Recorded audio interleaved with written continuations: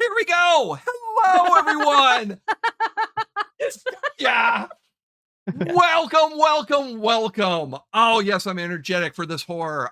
Welcome, Wayward Gamers, to the Emporium. I am your host, Jay, also known as NewFit3 in the socials, and we are here, the Emporium for the Wayward Gamer, playing some World of Darkness Hunter Team Beta, Episode 2. Dun, dun, dun. Which is set in the 1960s, which we'll get a little bit more in the recap. But before we jump in, there's a few things we really want to share, and that is we want to thank Demiplane for all their assistance to help us make this happen. Without them, we would have struggled a lot, but they have been very helpful. We very much appreciate all of their assistance to be able to help us put this recording together. So again, thank you very much, Demiplane, for all your assistance with this. Also want to thank our affiliates, Talon and Claw and Smuggler's Coffee. So if you're looking for excellent coffee, check out Smuggler's Coffee. You'll see that in the chat when they pop up, as well as Talon and Claw's wonderful wood products.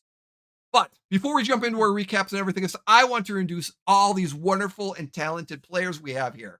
So starting off, Dan, how are you doing, sir? And who are you playing? Hi, I'm Danny Pelletier. I am playing, once again, Dr. Thaddeus Marigold. Little worse for wear. An older Dr. Thaddeus, I believe. Yeah. A much older Thaddeus. But we'll get into the differences from episode 1 was in 1939. And this is 1963. But so they're a little bit of an age. Thank you, Dan. Great to have you here. Artem, sir, how are you? Jay, I'm doing great. Hello, everyone. I am Artem, and I am going to be playing Jason Fleming, a spry 70-something-year-old orderly. And I'm very excited. Yeah, thanks for having me. I'm excited to bring Jason to life. And for those following, they might see some kind of a connection between Jason and a prior character. Yes, Who knows? And who knows? And maybe something else, an interesting connection that we have going on in our game. Thank you again, Artem, for being here. And our first timer, Carrie, welcome to Hunter Team Beta. How are you doing? Hello, I'm doing great. I thought you were about to welcome me to the Emporium, and I was about to be like, Jay, I got some tough news for you. I'm Carrie, playing Serena O'Connell, and I'm not going to tell you any more than that because I was told to let it happen in the game. So heck yeah, let's rock and roll. That is very true, because we'll do some openings as we kind of come in. So excellent. Thank you for being here. And again, another first timer playing. Marlo, thank you so much for being here. Who are you and how are you doing and who are you playing? I'm doing well, actually. I'm pretty good for being a beta on this team. Oh, crafted.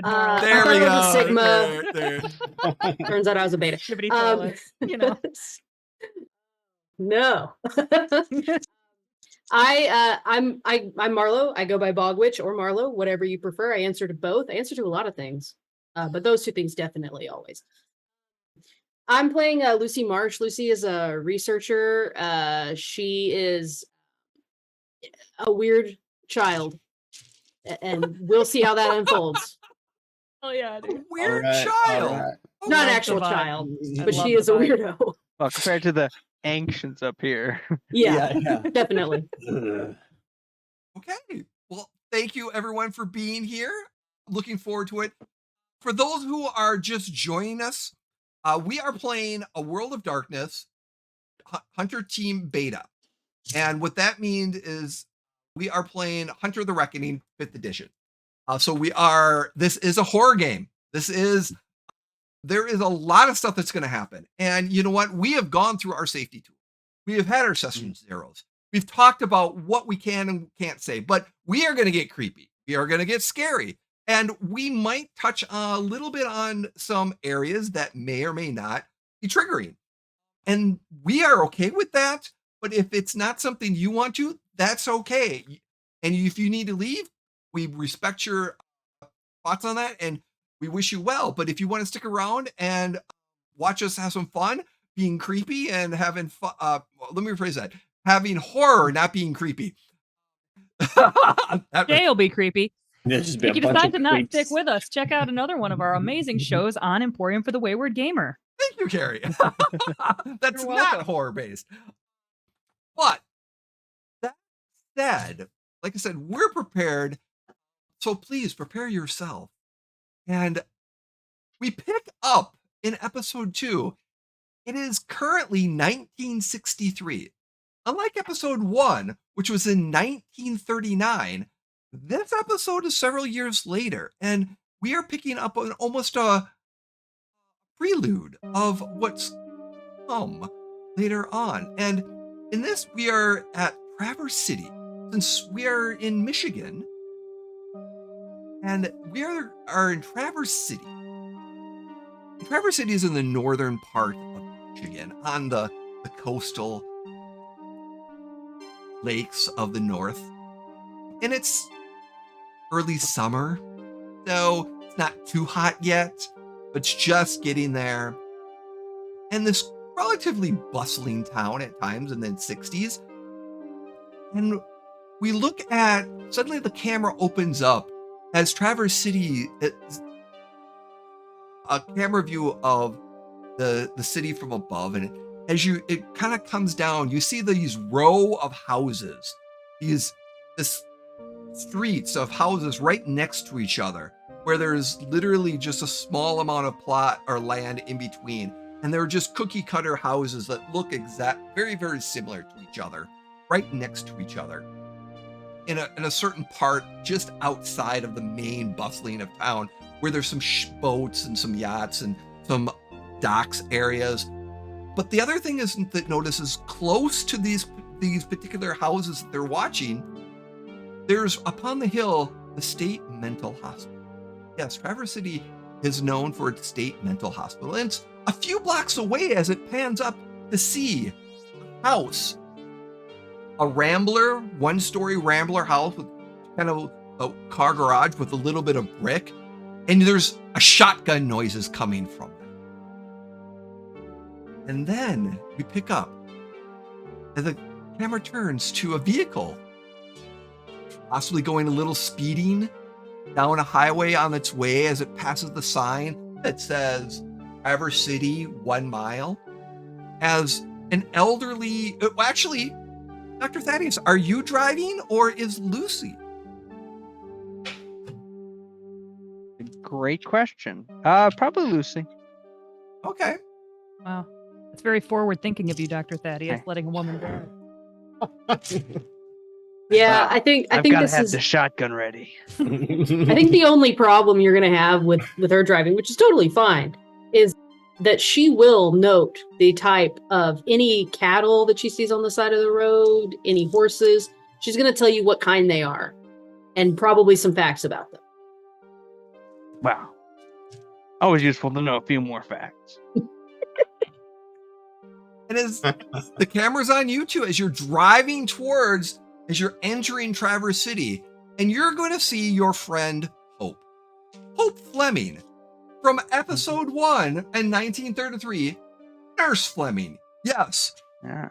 Hope contacted Dr. Thaddeus and needed some help. and you were on your way. But as you were just a few hours away, you called to Hope to say, hey, you're on your way about 2 hours ago. And in that conversation, letting her know that you're where you were at, you heard a, oh shit, as a large crash in her house. And you recognize this oh shit from Hope. She swears like a trucker as I got to grab my shotgun, oh shit. And then the line went dead. And you're racing, or you're how fast, depending on how fast you're going, you're just entering the city limits of Traverse City. And you know exactly the direction you need to go. So any other conversations in the car before you arrive? Thaddeus, I'm just going to describe what he looks like again. Yes, please. We're going to go with that. He's seems smaller than he did before. I mean, he got the weight of the world on his shoulders. He's ripped up from the war. He went off to war, but he hides it with a big thick beard, and he's got his trusty glasses, are pretty sturdy looking ones. And he's got this big coat on. Under his coat, he's pulls out his sawed-off shotgun and he checks it to make sure it's all ready, because he knows as soon as we get to that house, there's going to be problems. Oh God. Lucy is like, I mean, not the opposite, probably not the opposite, but very starkly different. She's small, mousy, messy brown hair, huge glasses, thick Coke bottle rims. She wears sweater vests all the time, even when it's like 90 degrees outside. She's always wearing a sweater vest. And she is, I imagine, happily chattering away about anything. She doesn't like silence, so she likes to fill the silence. So she's just going on and on. So I've never met Hope. Is she really cool? I bet she's really cool. Purple with shotguns are probably pretty cool, right? Like, I really like shotguns. I think they're really neat. You have a shotgun? Do you like shotguns? Yeah. It's adorable. Just keep driving. I love Okay. I like to drive. I think it's pretty fun. Except when I see horses. I really like horses, and I like cows, and I like all kinds of animals though. So it's really not a big deal. Any animal I see, even roadkill. Sometimes I stop and pick up roadkill. Is that weird? Do people think I'm weird for doing that? Do you think sometimes I smell like roadkill? Probably pretty obvious on the days I pick up the really, really nasty ones, right? Sounds unsanitary. You better wash your hands afterwards. That's a good idea. I never thought about that. Ugh. Now, 40 years in the medical field do that. And you, Oh, thank you, Marlo. Thank you so much. As you turn the corner in the block, about 3/4 of the way down on the left-hand side, you see a house, which you can see in row 20 if you were there. Unfortunately, some of us can, some of us cannot. But you see that Rambler house, and the lights the porch lights are off. There's not too many lights on. You think you see a 1 or 2 lights on, like inside, like maybe further in, but not the front rooms, but maybe the back areas.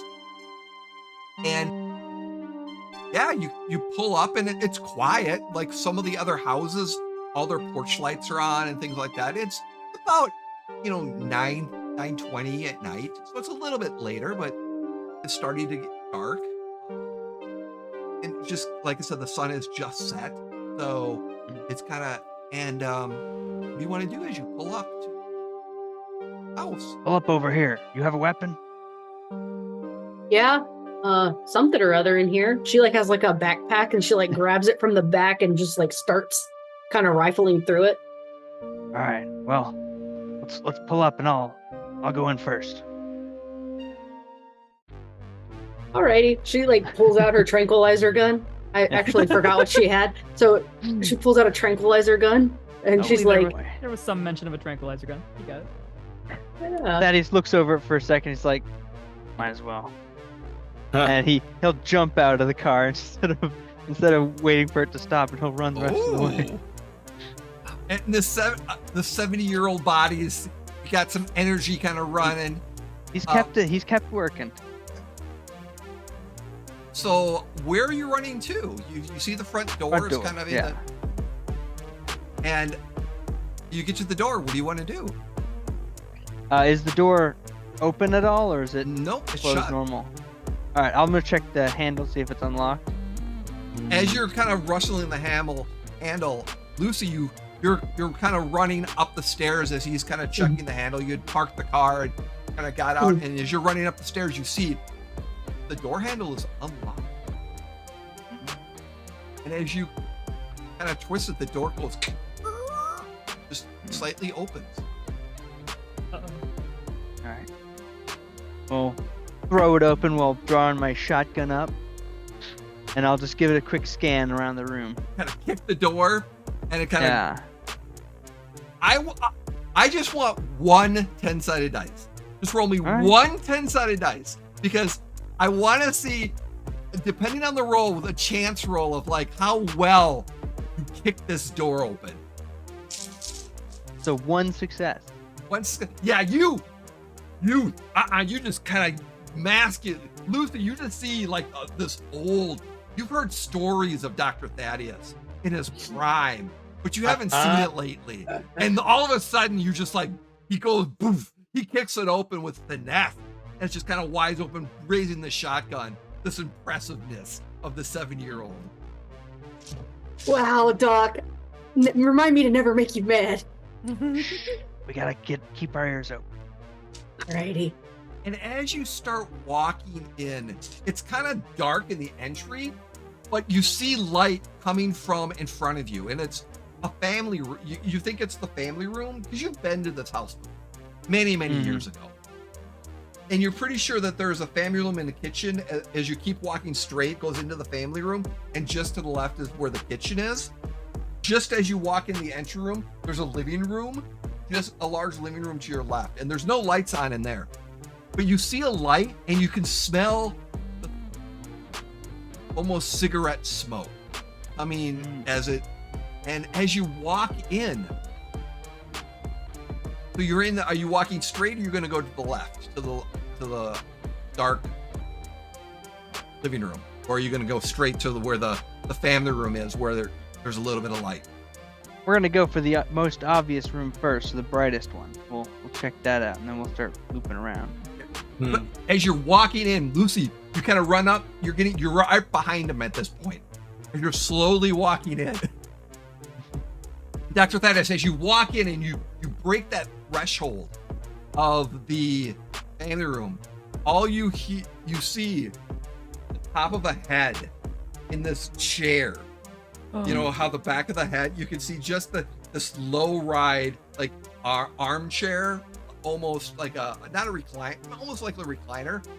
And you see right in front of it, there's a small table and there's a shotgun on there. And then later on in the area, there is a whole bunch of furniture just destroyed at the other end of this room. You see shotgun pellets in the wall. And just as you're about to get in, the chair turns around and you see Hope with curlers in her hair as she was going to bed, smoking a cigarette. And you see next to her, she's been smoking like there's a pack that's been destroyed. And there's another pack that she's starting. She just,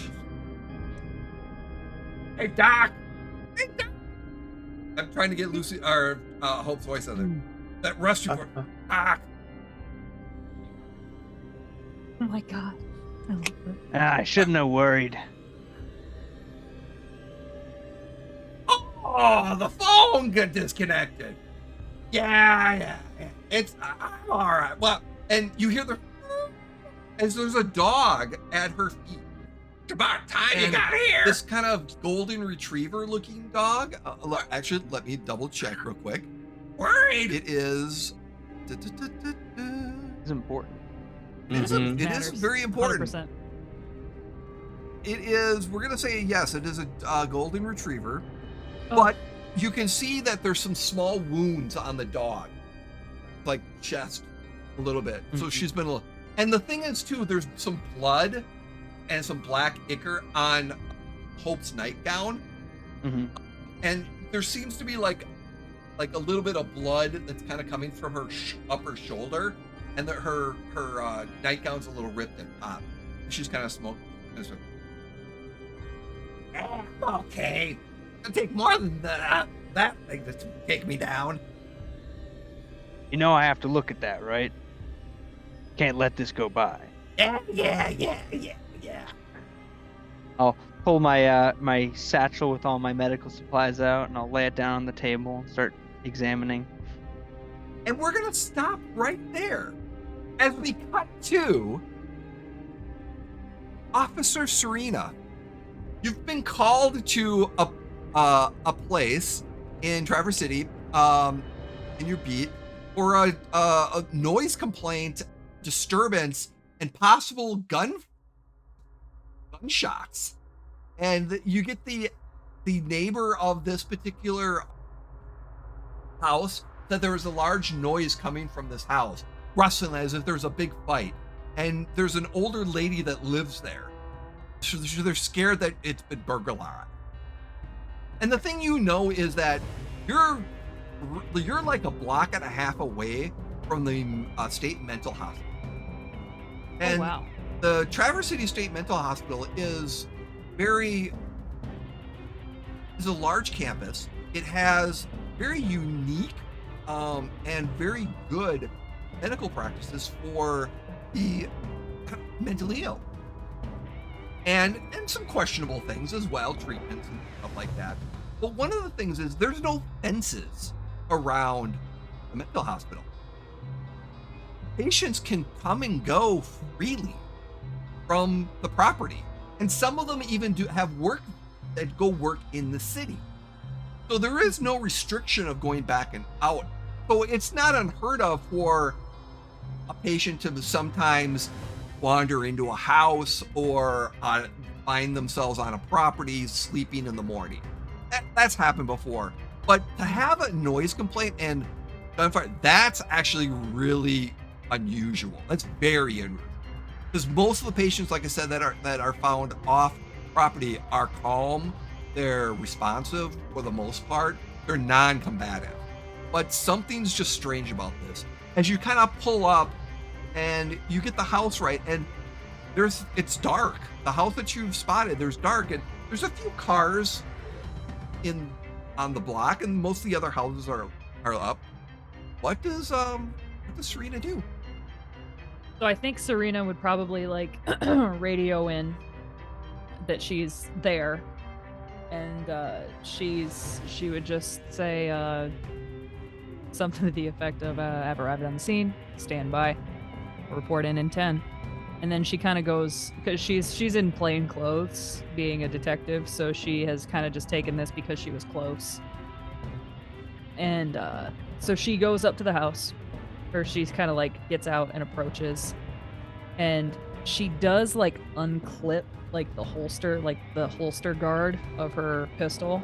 Doesn't have it out yet because it seems like maybe this was like a prank call. That's kind of the vibe she's getting. And she gets up to the door, and she just like before you got up to the door, as you're walking up, you see that the door is open. Ooh. And you hear some noises coming from inside.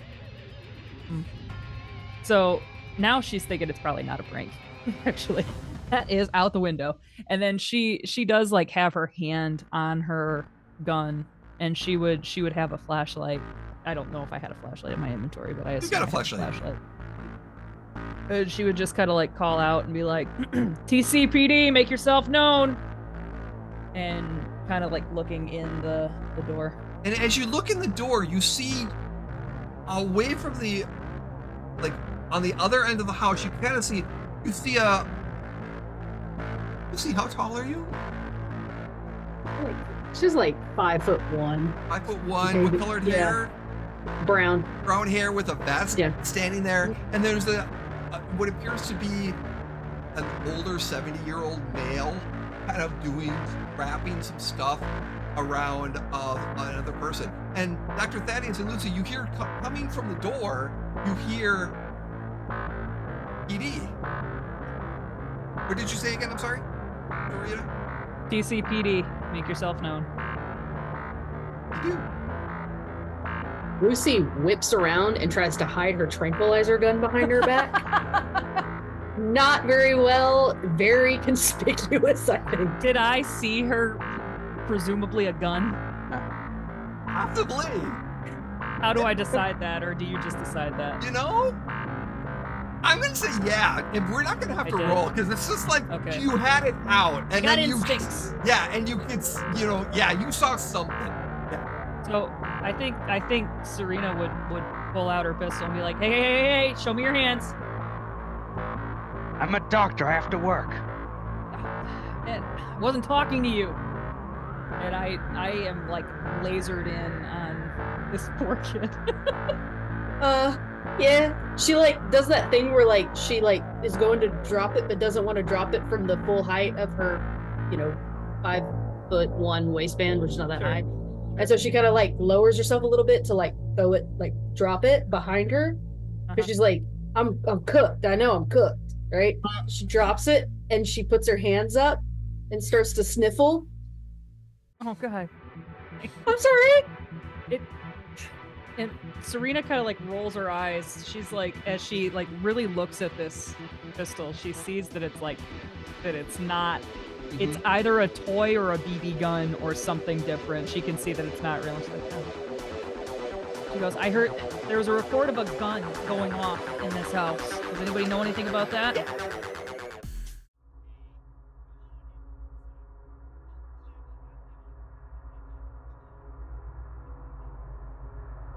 Serena goes in and keeps her gun out, but then as she gets up to this tranquilizer gun, she would bend down and like pick it up and like look at it That was me. and be like, Come on in, officer.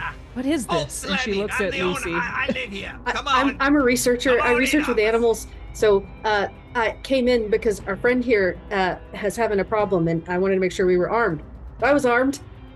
With what? That's my question. I could knock someone out with it. I've seen them take out gorillas before. Is this a fucking tranquilizer gun? Yeah.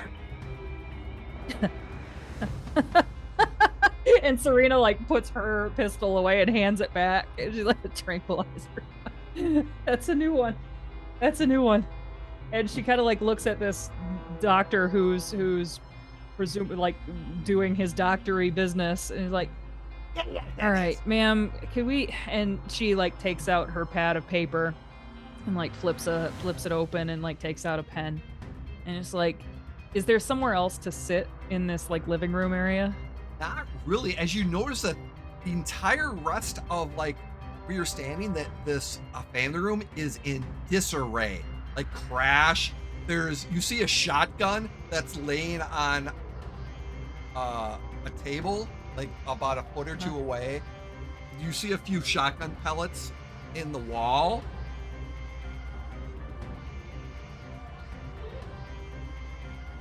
After this, Serena, you're going to be rolling.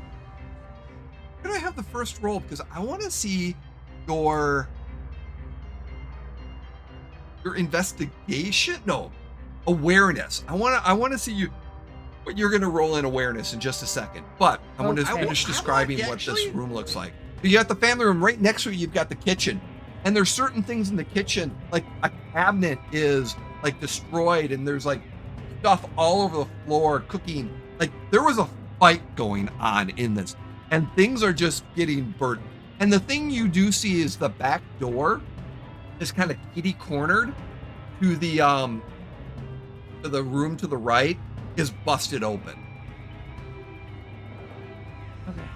And yeah, give me an awareness. Actually, everyone right now who's there can give me an awareness check. Awareness and wits. Okay. Awareness Pretty and good wits. pool for me. And it's Then depending on what your sixes and above are success.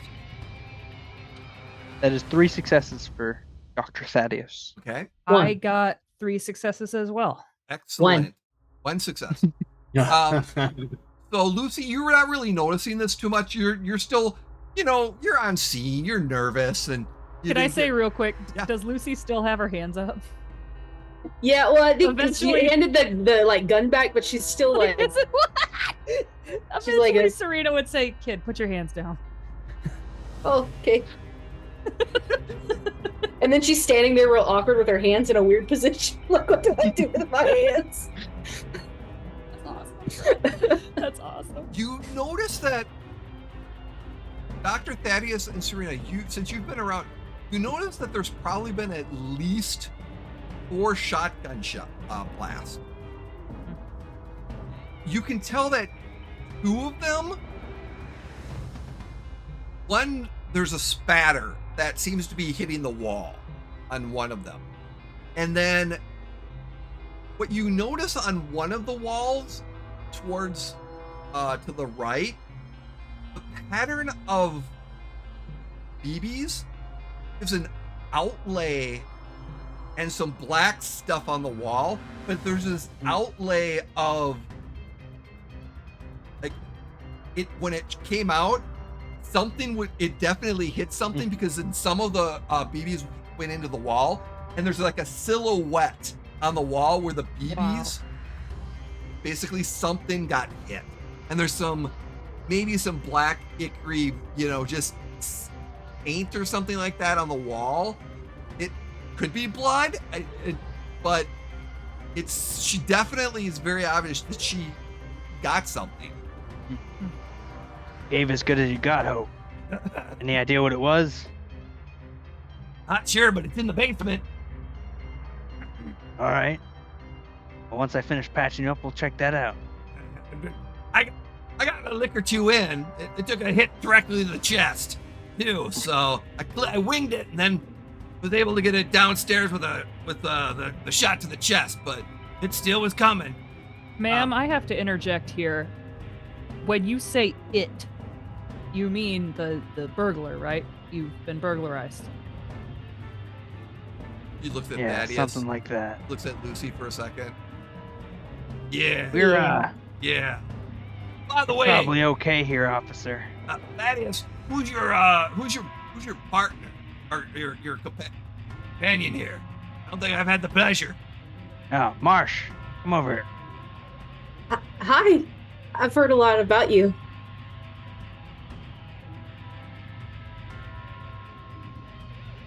Yeah, he decided to bring me along. I don't know why, but I really appreciate it. Excellent. And just at this, she's like, yeah, well, you know what? I got some cookies around here. We're going to get you some cookies in a little bit. Nice And to meet just as she finishes you the helping word out the cookie, doc, huh? we cut. As we see Jason Fleming. Are you running down the street? Excellent. Are you how are you getting to your sister Hope's house?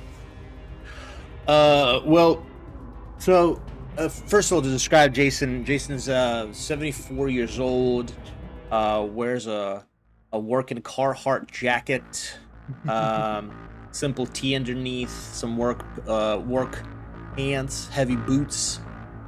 Carhartt jacket. The left arm is tucked into the pocket, as he's missing a left arm. And so as we discussed before, he overhears Serena get the call while he's being on his orderly duties at the hospital.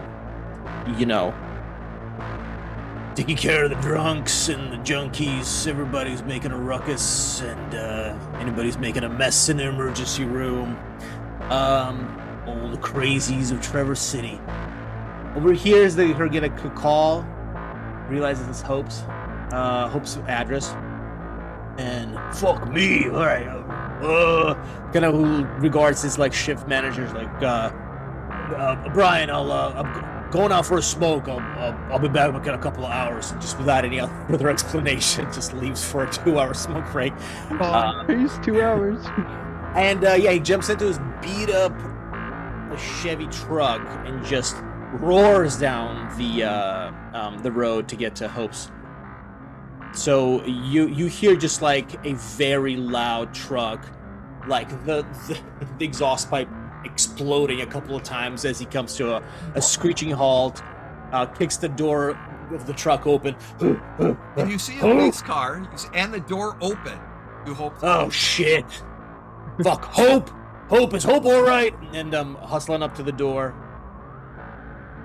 And as you get up to the door and you're yelling Hope, Hope's like, yeah, we're all right in here. Just Serena would At say, the roaring, "Sir, Dr. Thaddeus whips up the shotgun and aims it's towards the ours. door. Put it down. Put it down. Oh my, sir, I'm gonna ask you to stay in the entryway. We have a crime scene here. It's important it is not tampered with." Oh, It's I fine got about some your crime cookies in scene. here. How's Hope doing? And I just really just push past you, really ignoring any kind of directions. Serena rolls her eyes. Oh, she's fine. She's fine, okay. She's the smoking shit. the She entire thinks time, too. that it wasn't a burglar, by the way. It was a monster that broke into her house, or it. And Serena kind of like laughs to herself as she's Don't worry, taking we're about notes to in this look at it. notebook. Jason kind of narrows his eyes and said, "What's so goddamn funny about that, officer?" And Serena would put like an understanding hand on Jason's shoulder and just say, like, "Sir, it's very clear that it's your sister. Am I hearing that right? Yeah, that's my sister. It is pretty clear that your sister is beginning to lose her faculties. And if we don't laugh, we'll cry, right? So there's no way it could have happened the way she said. She's clearly been burglarized. I'm just trying to take account of what is missing so I can make my report, see if the city will reimburse her, and I can get on with my night. So if you could help me out with that, I would really appreciate it." Sure, I'd love to help you out with that. And Jason's gonna look over at Thad and at Hope. I'm not sure if Jason knows Lucy per se. Nope. Probably. Probably not. Yeah. I know. Heard of that. You heard of the document. So yeah, so it's like a look at Hope, kind of to sort of just assess if she seems like she is all together. I'll just Yeah, nod look my at- head, Look colleague. at Thaddeus, kind of giving him like a knowing nod. I'll look at Lucy and go, She's standing there awkward with her gun. Weird. "All right.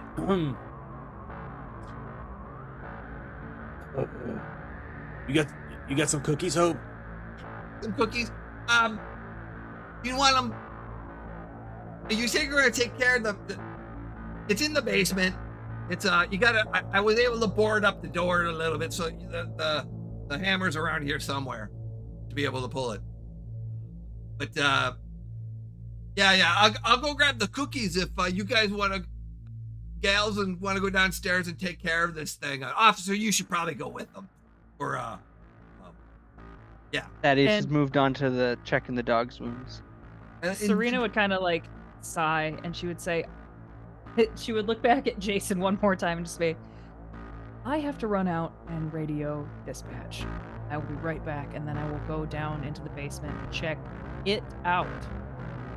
And Serena, as you're walking out, you didn't see it before, but as you're walking, you see on the wall there is 4 large claw marks in the wall, as if something was trying to claw and just hit the wall and just clawed. And it's just very, very distinct claw marks. And then as you look back with your awareness before, you notice that the furniture, there's a lot of, like, the furniture's been ripped. Like something's been ripped apart. As if there was a wild animal that did this. So I imagine Serena would kind of like, she would kind of, as soon as she turns, like, Jesus Christ. And then she sees all of this and she's like, huh. And then she like goes back out to her car and she radios dispatch. I realize I have never described what Serena looks like. Yeah. it's Serena, perfect. as it says mechanically on my sheet, is beautiful, because that was the only thing I could think to take. She is very professionally dressed. I imagine she's wearing a button up. If anything, a little masculine, because she is kind of within a department of men. And that's just kind of professional dress where she works is that. And she has her gun and a flashlight and I think probably a thing of mace on her belt, but that's it. More and Cagney than Lacey? yes, a little bit. And then she would sit back down into her card, kind of like with one leg out, of course, and she's just like, yeah, fairly confident this woman here was burglarized. It might have been something else. It looked like something got into a fight in her house. Maybe the dog tried to defend her or something. I can't really tell. I'm gonna be here for a little while, taking a report and trying to take account of the possessions and things that she's missing.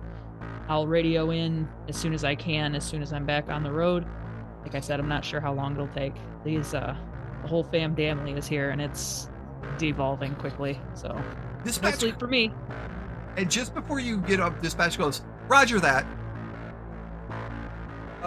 Detective O'Connor, or Conley, O'Connell. O'Connell, Detective O'Connell, supervisor requests your report. Report to him afterwards, please.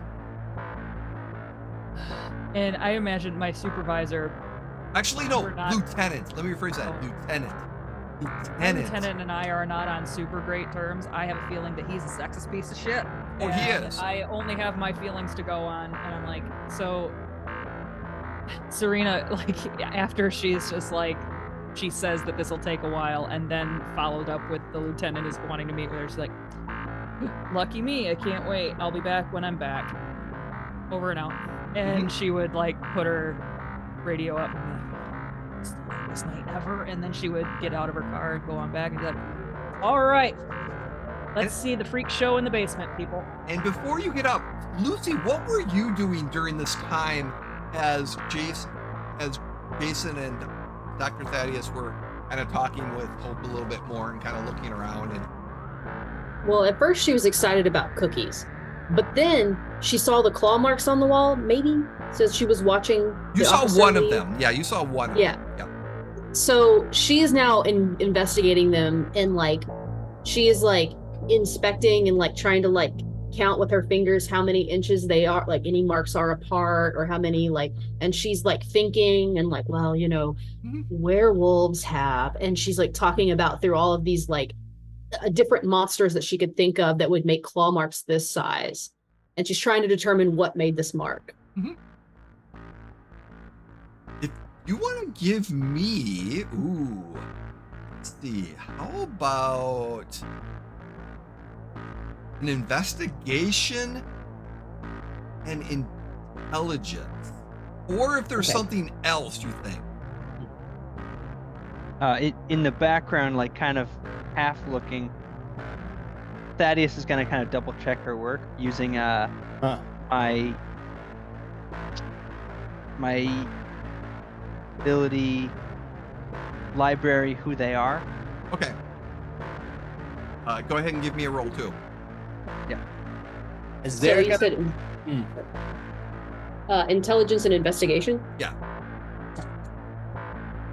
as they're doing their investigation, I think Jason hangs back and observes to kind of get a sense of what they're picking up, and kind of gives Hope a meaningful look, and then kind of like thumbs at like Lucy and asks Hope like, "Who's the kid?"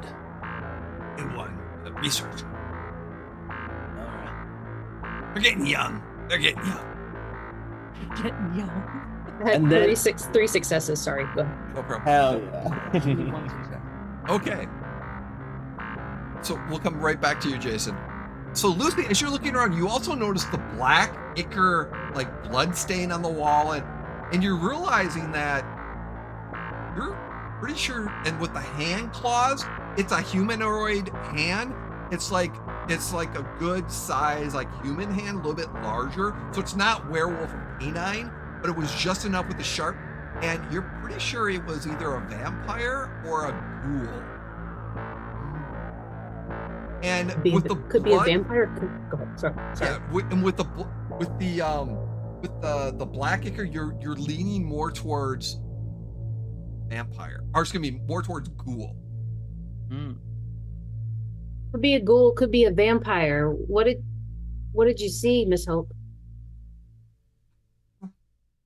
It was humanoid. It was it had a hospital gown on that was all muddy and just kind of dirty, and had some teeth, and little just darker, skinned, like crazy, are very, very, very animated and just angry though. But it That took sounds some, like a ghoul. yeah. It took some hits, so it definitely has got some resistances. Oh yeah, here's the cookies. Oh, cookies. Oh, thanks. She like bounces over to the cookies. Was Sounds the like a thing, ghoul. was the thing angry at you, Hope? I don't know. Who knows? That hospital could have probably sent it to kill me. Who knows? Now, is this Dr. Thaddeus is kind of going over his own brain picture of these things? Is this the ghoul as in a vampire's like crawl, or a ghoul as in something else? Probably. That's some fast work there, kid. What's your name? Oh, my name's Lucy Marsh. Nice to meet you.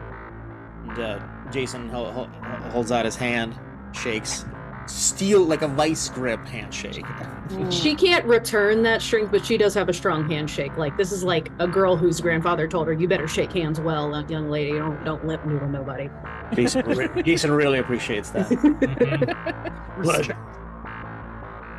And about this time, Detective Serena comes in. All right, everybody. Who's ready to go down into the basement? Officer O'Connell, right? Correct. And she taps. She does have like her little name Detective badge. Jason. Detective. Detective, come on. It's a newish development. It's a Open those newish ears. development. Apologies. All right, Hope. Yeah. Okay, Detective O'Connell. Look, like you said, it might be nothing. It might just be a burglar. Why don't you take the back as we go down? We'll go down first. And out of character, Jason is trying to bluff in this moment. Because he kind of has an ulterior motive, but I think that's up to if him suggesting that sort of marching order seems weird to Serena. Yeah, I think Serena would probably say, "Sir, I understand. I appreciate it, but I think it's probably best that I go in front. I'm trained for this. I know how to clear rooms. I don't know any of you guys that went to the police academy. Didn't think so. So, Respectfully, I served. I think I'll go first. Well, we both served. Look, the point is, this happens at Hope's place all When the it time. comes to fangs, Jason, I think I'm best served. Fair, but maybe this is just a thing that, like you said, maybe Hope made a misunderstanding. It's best we put our eyes on it first, Maybe we shouldn't have troubled you, You know what? Fine. I don't give a shit. I can put whatever I want to in my report anyway. You guys go first. Here, Right. get I those should probably bones. go I'll before keep her, watch. though, right? And I thumb over at Lucy. I want to see it. I want to see the ghoul. Fine. She just Red lab. says ghoul out loud. So this officer has no idea what's going on. Yeah. Serena definitely wants to. I want to see the ghoul. She just realizes with every wild thing that is being said, she feels another hour of no sleep being added to her night, and she just goes, "Sure, I'll go in the back. I'll watch your guys' sits." Gets ready. And Hope, calm down with those cigarettes. And you see her throwing a little whiskey. Hell yeah. She finishes her last cigarette and then just grabs it. That's good for what else, yeah. I'll be waiting right here. And she kind of taps the shotgun in front of her. All right. Well, And Jason kind of clears his throat and pulls out a strange little box out of his pocket, and kind of opens the lid on it. And as he does, there's a latch that keeps the lid on, so it kind of opens up and just sort of stays ajar. And as he opens it up, there's there's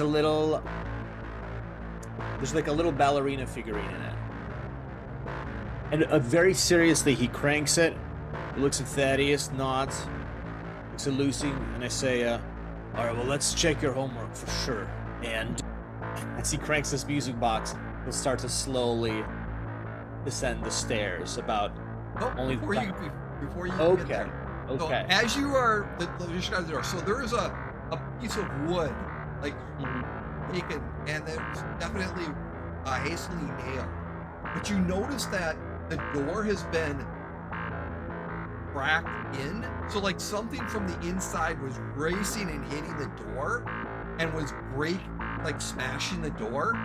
And you notice that there are like claw marks that were as if it went through the door. But then there's like other parts, like up top, there's like claw, like little hole marks that were like clawed. But then down below, it's like something was punching and trying to break out of this door. So it's kind of encaved a little bit. But the wood that's right there kind of kept it in. And it's a big, strong door too. So it took a lot of strength to be able to. But you pry off this piece of wood, and like I said, you know that was keeping it, but you notice where that is. And then you kind of open up the door, and you hear that as it opens up to the downstairs, and it's pitch black down Lucy, there. can you shine a little light down here, Lucy, please? Yeah. She pulls out a flashlight and like does the like point up. Great. I respect Lucy for the way she's pointing her flashlight. Backhand. Yeah. And yeah, and it's these old stairs that kind of come down into the basement. This music box pair, our brilliant co-players, plays Swan Lake. It slowly just plays through the refrains, and as it sort of starts to kind of arrive towards its final chords, an effect possibly takes place, which is up to our GM to decide. Remind me what this instrument Yeah. So it's an artifact. To have an edge, it's an artifact, but it's just the basic level of the artifact. What it does is, using my intelligence and occult skills and attributes, this box is kind of a general detection search, if you will, radar. The dancing miniature, if we're dealing with something supernatural, a la something corporeal such as a vampire, or something like a werewolf, or something possibly like a ghoul, the head of this figurine will pop off. If there's a magical event happening, like there's a charm or some kind of a curse, possibly something else manifesting, right? Just like a sort of a general environmental thing happening, the torso and up will pop off. And if we're dealing with something that really doesn't belong on this planet, as in like it's a ghost or a demon, just something that has stepped out of a different place, and the entire figurine will pop off together.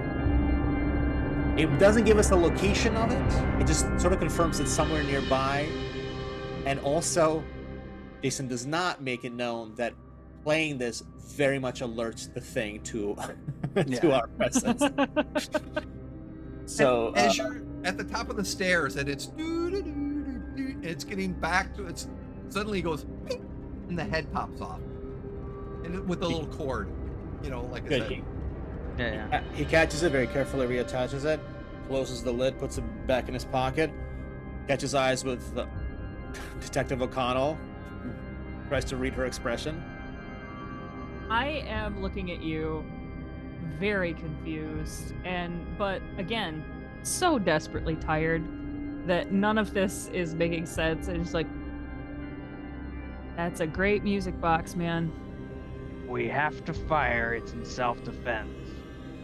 Serena does not even have her gun out, and she just like, what is it? You have to fire. It's in self-defense. Serena's like, yeah, I got it. And she like takes her gun out, but she's not like holding it at the ready or anything. She's just like, she just has it.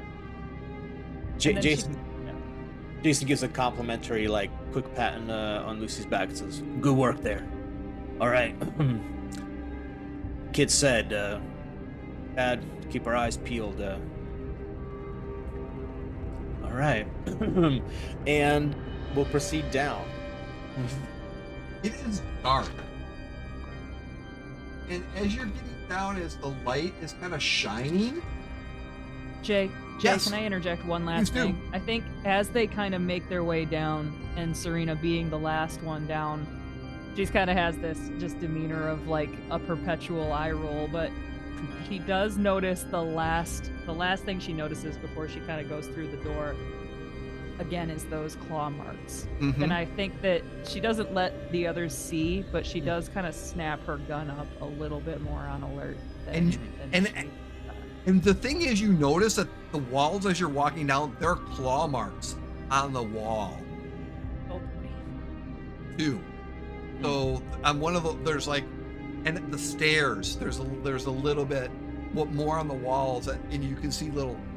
And as you're kind of making your way down the stairs, this is that old basement where it's actually stone. It's a stone basement, like that old stone basement. Kind of walk down, and to the left there's like an area that kind of goes, and to the right you kind of look over, and there's just that shelves of just stuff, and then just a little bit further more around the corner there's where the furnace and the boiler and stuff like that, and the pipes are kind of, everything's kind of open. You can see the underneath the darkness of the floorboard, so there, it's not done, and it's a little bit cooler down here. And on the shelves you see all the canning jars, and just that the boxes of the box of camping stuff that says camping. There's a whole bunch of others, and like I said, you get down to the stairs and it's dark, but as you're kind of looking around, it's just eerily quiet. Can I scan around and see if there's like any particular, like, are there claw marks all over the place down here, or is it just the door? Actually, everyone give me an awareness and wit, or an awareness. Yeah, awareness and wit. Ooh, 5 successes. 5 successes. Is- Nice. Successes are 6 and up. 6 and up, and if you roll a 10, it explodes, so it doubles. Oh my Two god! tens. I got 2 successes and an explode. So is that 4 successes? 4 then? successes. Yes. 1. 1 success, 4 success, 5 success. Okay, I've got a failure and a success and a critical. So you got a 10 and 1 success. 10, 1 success, and a fail. Fails don't matter right now, so the ones don't matter just yet. So you got 3 successes. But what I'm going to say, as you walk down, suddenly that eeriness hits you, and everyone gets a desperation dice. What that means is, from now on, you will be rolling 1 additional dice. Make sure it is a different color, because if you do roll a 1 on that dice, that's when the bad stuff happens. Okay. So, but you have Desperation what? dice. Everyone Wow. gets 1 desperation dice. As the situation and the danger kind of starts to get to you a little bit, as you're walking down this old, cold, just a little damp basement. It's like your grandma's basement, but it's like you feel this eeriness of just not feeling. And as you're scanning around, you see that there's not any claw marks in this area, but you do notice that the light bulbs are out. So you're trying to hit but the light bulbs are out. But as I you're have a question that's relevant. Yeah. I'm sorry to interrupt again. No problem. The steps. Yep. Are they like wooden steps that presumably a person could reach through? Yes, they can. Okay, so Yep. Serena has done this before, and as the dudes and Lucy go down first, Serena is going down like kind of backwards, looking through these steps. And as we got 4 successes, you got 5. So We have the last thing I'm gonna add, as Thaddeus is walking down the stairs, he's just going over in his head. I want to do a how to harden them roll. He's just going over and like thinking, all right, it's a ghoul. What hurts them? What did it? Yeah. Okay, give me, yeah, as you're walking down, give me a roll. That's 2 successes and a critical. Okay, so that. And nothing on So the you know desperation. that ghouls are probably silver, or not silver, but Fire.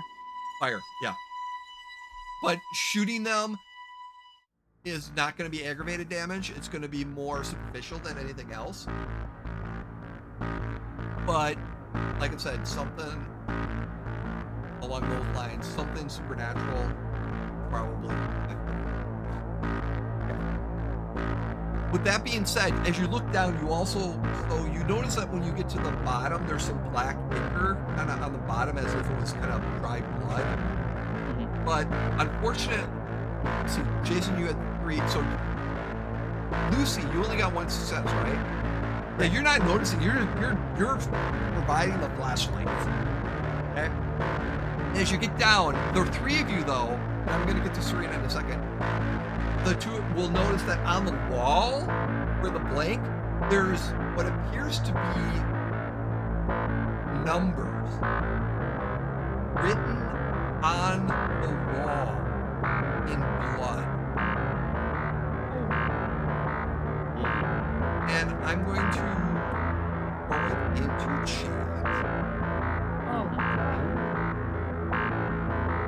You see just these numbers in blood written on the stone wall. But Serena, as you're walking down the stairs, one by one,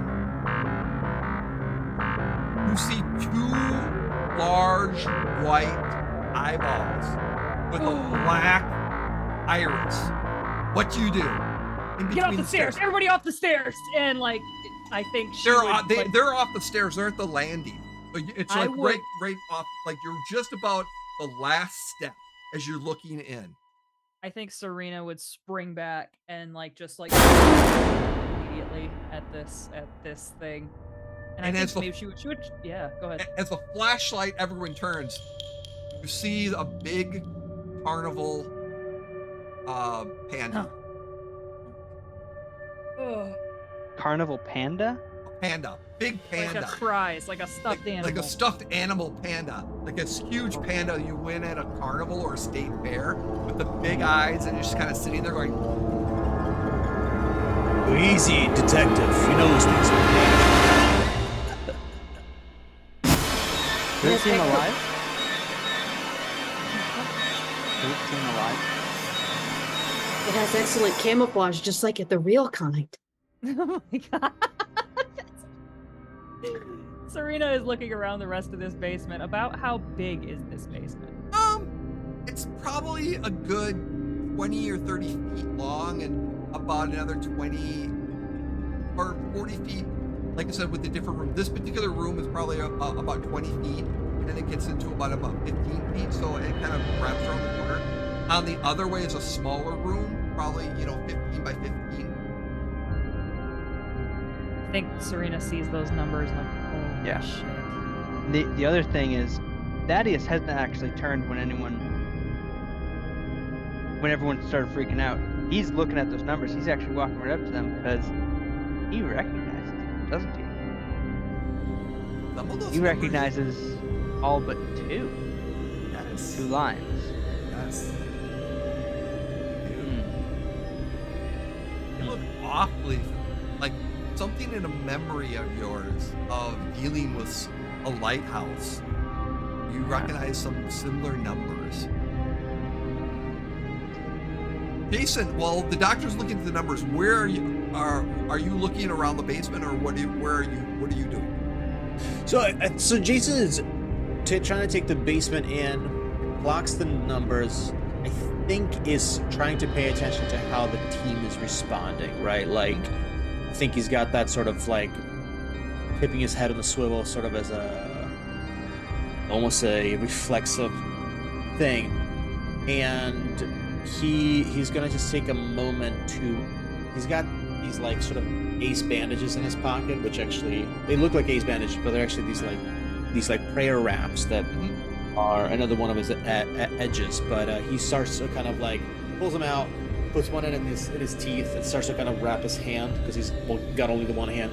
So he's just putting these prayer wraps in case he needs to handle something physically. And then I think he's just going to remove his coat. Okay. Just toss it on the basement floor. And this is kind of a silly little idea I just had for everybody to entertain it. When I toss my coat off, because the rest of you are all slightly fucked up individuals because you've had your run into the supernatural, can I offer that maybe they notice something when I take my coat off? Sure. Yeah? I don't know if, Jay, you feel like it'd be interesting to have them roll to notice something, or if it's just a fleeting moment. I'll leave it up to you. I would say they've just noticed it. Is this something that Thaddeus already knows about? Maybe. I feel like you and Jason would have. Thaddeus probably would have had conversations. You guys, we're two old timers. We've had weird conversations at the bar late night. As I toss my coat on the floor, very briefly, you guys see like a kind of almost like a withered gray branch shaped, like fully flashed out weird arm that comes from the left side, and like as soon as you notice it, almost like a wisp of smoke, it's gone. But just for a second, there's like this twisted, gnarled thing that doesn't look natural at all. But it's the light playing with you. Maybe there's dust in the air, but you notice it the second he takes off his coat. Fascinating. Serena assumes that it's just the light. Yeah, the numbers. I don't know what they mean. Thad, you got an idea? Lucy and I are. They're a little weird. An idea? No, but we've seen these before. I gotta check my notes. Lucy, what are you doing while this is happening? She saw that arm. She's fascinated. She's gape mouth looking right at Jason, where the arm was just a second ago. What? What's up, kid? What's the deal with your arm? Anyone just seeing a does it. sign of that guy? Yeah. Thaddeus just talks right over Lucy. Well, Any sign of the ghoul? Oh yeah, ghoul. Wait, but an arm. That's really cool. I've seen ghoul bodies before, but this is neat. Yeah. Well, no matter what they tell you, don't go to war, kid. You'll lose limbs. So that's what happened. What do you know about this? Look familiar for you with your ghoul experience, Lucy? It looks pretty standard. I mean, the claw marks, the goo. This is standard. I mean, but these numbers, I don't know what that's about. Can we see where the goo is leading? It's just it's as if like it was bleeding out and it just kind of pooled on the floor. But then it used whatever it had, the blood to make the numbers. So it used its potentially own blood to make the goo, the numbers. But so at this point, have we seen all of the basement? Are we able to sort of just kind of? You kind of move. There's one other area that Serena goes in to the left and kind of looks around and doesn't see anything over there. And as Serena's coming back, Thaddeus is kind of at the stairs. Lucy, you're a little bit further away, close to Jason. And as you're talking about, this, Lucy, you're like, you're talking about the goo and you're not sure about the numbers, and all of a sudden you just feel this rip.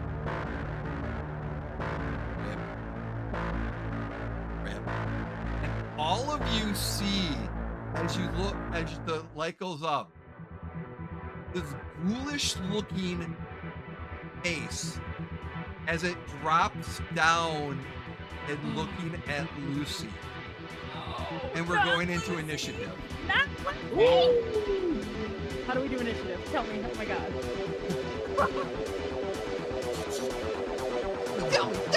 Save the sweet baby. Good. So Lucy at all costs. I can guarantee my initiative is the lowest. I need it to be high. Initiative is a little bit different in here. You're going to describe what you want to do, and it basically is your it's your agility. We're still learning here at the wonderful place, but let me double check something.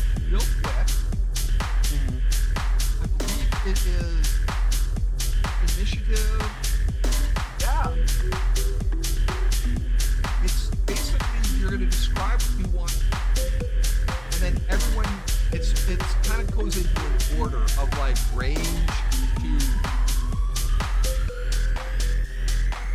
combat. Yeah. Weird. I am trying to find combat and. While Jay checks on something, check us out on teespring.com. At teespring.com, we've got all kinds of great t-shirts, tank tops, hoodies. You can get our stuff on coffee mugs, stickers, and so much more. Check us out on teespring.com. Just search. All right. So, yeah, when you're participating in the conflict, acts once, or defines the act, and then defines a turn. Turns are made of times that the narrative, so basically it's kind of in a narrative aspect of it. So you're going to describe what you're going to want to do. And generally how it goes is that, range, you've got your ranged weapon, you can dodge. But who goes first? It goes by close combat, or who's already engaged goes first. And it's ranged combat, newly initiated physical combat then, and then anything else that might transpire. So that's kind of the order of initiative. But what we're going to bring up is, Lucy, you're going to be pretty much first when it comes to what's happening, including the ghoul that's now peering above you. You two are going to kind of go first. And then Thaddeus and Jason and Serena, you're kind of within a close. You're able to get to them if you need to, or you can step back and be range. It's going to be up to you. But we're going to start off with Lucy. Lucy, what you're going to do is just rip and kind of comes down, and you look up and you see this face, this horrifying full back face of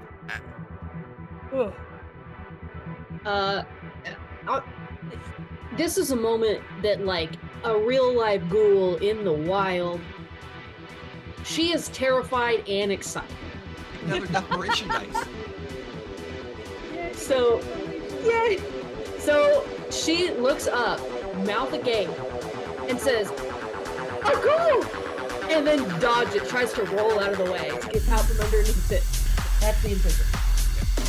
It's going to try to attack you with a ghoulish nature. It's a ghoul. And my ghoulish is this ghoul. Oh, that's not terrible. Great. Not terrible. Yeah, it could be worse. He's only mostly bad. 2 successes. Now you're dodging out of the way. I'm trying to remember if dodge, you have to roll your dodge, or you automatic. You roll. Yeah, you have to roll your dodge to see how many successes you remove. I recall. Okay. There is dodge on your. No, there is not a dodge. Yeah, there's not. So you roll your dexterity. Roll your dexterity. I might be doing this wrong. Might be dexterity athletics. Yeah, Depending dexterity. on how you athletics. want to dodge. Yeah. It doesn't matter. I don't have anything in athletics anyway, so. We might be doing this wrong, and if we are, we're gonna figure that. Okay, dodge. No, you are right. Dexterity and athletics. I just found it. Yes, and if you basically try to dodge for no damage, so yeah. So, and you said I have a desperation dice, so I roll that too? You actually roll two Have two. desperation. You have 2 desperation, two. while everyone else has 1. Okay. Oh, one spot my thing. Okay. 1 success. So I got 2 successes on my regular die, 1 success on my desperation die, and no ones. Perfect. So You got 3 successes. So as this thing kind of jumped down on just about you had 3 successes more. You roll out of the way just in time as this thing just jumped down and is turned around, and you're on the ground as you're looking at this thing. It's coming like at you, like his claws, his black claws, very sharp, wearing a very dirty and and somewhat ripped hospital gown, like as of a patient. And it's very, very tight skin. And it's humanoid. Its eyes are kind of opened, and it's clawing towards, it's going to be moving towards you. Which brings us to Thaddeus, Jason, and Serena. Okay. Who would like to go first? And Thaddeus would love to move into melee range with I'm sorry, go ahead. So let's determine what you're going to do first. Well, Thaddeus, you want to move into melee range to do something, correct? Yes, and I'm gonna do repel the unnatural. Okay. Jason, what do you want to do during this turn? I think I want to. Well, I think looking around, I don't want to get in anybody's way of any firefight that's going to go on. So I think my instinct is to try to snag Lucy and roll with her or something to kind of drag us both away from, because I can tell a bunch of guns are about to go off. Okay, so you're going to run and get Lucy out of the way. Got it. Yeah, And kind of then just like. Serena, you're going to shoot. Jason's instinct was correct. I want to shoot it. I want to shoot it with my gun. So actually, Serena goes first. Then Perfect. Jason, Gun. and then Thaddeus and Jason are at the same time. But Thaddeus, since you're more defensive, you're going to be, or to be Jason, you're more defensive. You're going to be able to get her out of the way, no problem. But Serena, yeah, roll, and you've got one desperation dice. So Terrific. Do I just roll that? you roll your your firearms and dexterity. Awesome. Okay. Here we go. Plus That's one, a whole plus bunch the of one quick dice. desperation. Plus the one desperation dice. I got it. Woo! Okay. 9 crit. No. Not awful. So I got. It's not great. Desperation die is not a 1. So Okay. okay. And then I got 5s are fails. Yep. So 6 and above. Okay. Just 2 successes as well. Okay, 2 successes. So as you shoot, you hit it. And you shoot it in the back. It doesn't do anything. It keeps moving. How many times are you... I'm emptying my frickin' clip on this bastard. Okay, so in this particular time, I'm going to say, yeah. So as you're just shooting it just kind of jolts a little bit, but it doesn't seem to be getting hurt as you're just shooting this thing. Had great grouping on that set, and this is shocking. Yeah, suddenly you realize this should take down something. Yeah. It's Yeah. not even, it's barely flinching from the shots. And it all hits Serena. How very, very, No, very real. it does this not is. hit Serena. No. I mean the realization. Oh, Nothing yeah. actually Sorry. hits me. Yeah. Take another desperation dice. Oh my god! Thank God! Awesome. So, Uh-huh. Jason, as suddenly the shots going off as you're running, and this thing is crawling towards Lucy, you run in and just pull Lucy out of the way as you get to another corner of the basement. And as it kind of like looks over at you as you're moving around. Dr. Thaddeus, what are you doing? Dr. Thaddeus is letting his shotgun drop back onto its sling as he quickly pulls out from a pocket on his belt flint and steel, and he's gonna make a big stride forward, and he's gonna say, "Anything with fangs, it's fire!" And he's gonna strike it in like a practiced way that just shoots a ton of sparks right at the ghoul. Ooh, okay. And I'm gonna use repel the unnatural. Okay. Go for it. And you got that, it's your roll for that? So that was 3 successes and a crit, Ooh, for 5 Also- successes. Okay. but also an exclamation point on the desperation die, which I believe makes me have to choose between spare or overreach. Oh, But I'm gonna yes. overreach. That is a failure. That is a critical failure on your desperation dice. So Yeah. you can. That is very true. You can either go into spare or you can go overreach, which basically overreach increases the danger level, and everyone takes 1 additional desperation. Oh no, and one, yeah, by one, and each one on your desperation dice. So everyone takes an Yeah. additional desperation dice. Hey, awesome. So I throw fire at this thing and it makes it worse for everybody. Yeah, it does. Because you're noticing too that there's like an empty paint can and the gasoline can that's all in there. As these sparks are, you're seeing these sparks, and it's as you go, gets hit in the side. It kind of turns around you, and it's just like whirling. You got 5 successes, right? Yes. Yeah. 5 successes. Oh, this thing is like, it is just on the ground, just like, and just burning up. Whoa. I imagine because it's so dark down here, the shot is all of us just like looking kind of wide-eyed at this like flickery kind of light shining on us. And Serena slowly turns, like, who the fuck are all of you? And as the camera pans from that comment, as this body laying down is just burning with fire in the middle of, and light is being shined in this basement, as the little name tag that was ripped off says Traverse City Mental Hospital, patient number 7745. And the camera pulls out as the silhouette of this creature burning to a crisp, and the comment of, who the fuck are you guys, is where we're going to end part 1. Oh my god, that was great. Thank Wow. you everyone Very for cool. joining The us. dynamic. I love the Um, dynamic so We will much, be guys. back for part 2 in our episode 1 of 1963 Traverse City. Thank you everyone for joining us. If you are watching live or watching us while we're streaming it or on the vlogs, thank you so much for joining us. We greatly appreciate you. We are going to go around. Players, please tell us who you are and what social medias we can find you on, if any. And we are going to go in reverse order.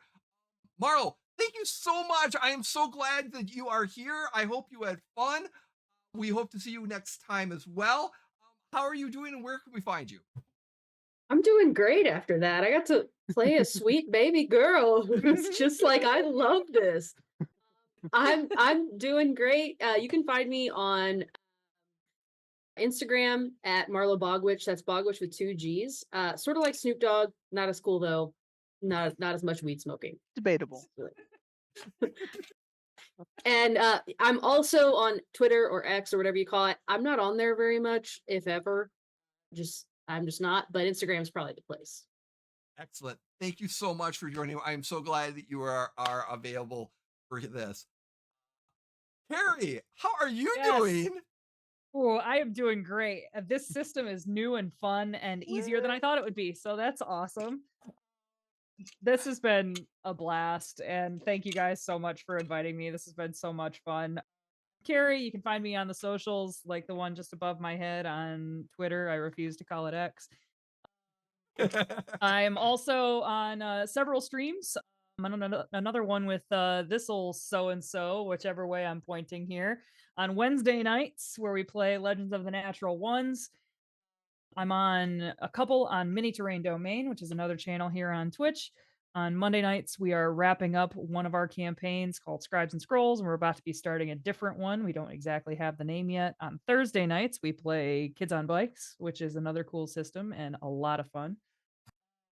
Once in a while on Thursday nights, you can find me on another channel called Dice Tales Live, where we play basic Pathfinder. We actually play Pathfinder 1E, which is pretty wild and mathy. And yeah, I'm everywhere, baby. I'm like the wind. This was a lot of fun, guys. Thank you so much for having me. Thank you so much, Carrie. Artem, how are you doing? And where can we find you? I'm doing great, Jay. This was so fun. Such a pleasure. Marlo, Carrie, so nice to have you. Dan, good to be back in the saddle with you, pal. I'm doing great. My name is Artem. You can find me on Instagram at Artem Directly. Some people also pronounce it Artem. Both are fine ways to pronounce my name. But it's like, Artem Directly. Like you could find me directly. You get it. I am. You can find me on a couple of streaming channels. I do stuff with Happy Jacks pretty often. I'm also done some stuff with Pocket Dragon Pub before, and also I recently did a mini shot of Starscape, a really fun PBTA by Golden Lasso Games on the Queen's Court Games channel, and they're pretty great. They do a lot of vampire stuff, and you can catch my podcast YouTube show, Scary Movie in a Sandwich, dropping new episodes at the end of September. And if you're wondering what the show is about, it is about me putting sandwiches and scary movies together and watching how they complement each other, what they have in common. It's kind of a really deep dive into the layers and meanings of sandwiches and scary movies. Thanks, y'all. Super fun to be here. Thank you so much. And I'm Dan Pelletier. You can't find me anywhere. So there you go. Wow. Dan is the only one that does not have a social media presence. How his nameplate literally just says Dan. Just And that's love that. okay. What a- There's nothing wrong with not having a presence. Sometimes you almost want to go, yeah. Yeah. So funny. You're like, it's almost like, and I'm Dan, and I've been a ghost this whole time. I'm not even real, yo. Thank you so much, everyone, for joining us. Thank you, players. Again, my name is Jay, also known as NeoFet3 on most socials, sometimes NeoFet without the 3 on Instagram. Thank you for joining us. We want to, we're here to provide a little scare, tell a little story, and we've got some stuff going on with the channel as well. So when we're airing this, we are pre-recording, so we are going to be airing this probably 1st of October, maybe November. We'll see where timing kind of comes in. Spooky times. Again, thank you so much, everyone, for being here, for joining us. If you like what we do and want to support us, please, by all means, we would greatly appreciate it. Merch, Patreon, YouTube, whatever you want to do, subscribe. But thank you so much. And we will see you next time here at the Emporium while Enter Team Beta with have to do now. And we're going to leave you with what we like to say in our channel. Be kind, don't be a dick. Have a great time. See ya. bye.